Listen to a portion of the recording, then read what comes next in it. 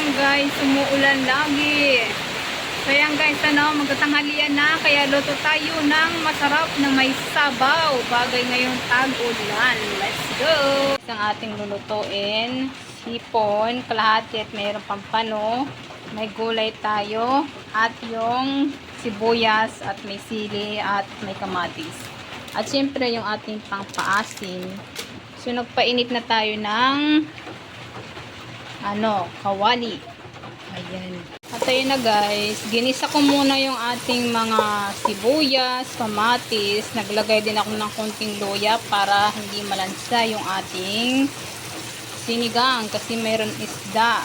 So ayan. Tapos yan, lagyan natin ng tubig. Lagyan natin ng maraming tubig. Kulo na yung ating sabaw. Una ko inilagay yung ating isda.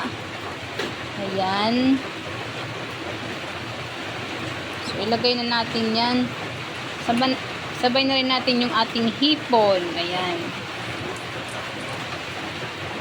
Kaya lang natin siyang kumulo. Takpan sa ayan. Kumukulo na yung ating sinigang. Ilagay na natin yung ating gulay. Ayan. Pinagsama-sama ko na yan guys. Hindi na yan guys, ilagay na natin yung ating pampaasim. Ayan. So di ko muna inubos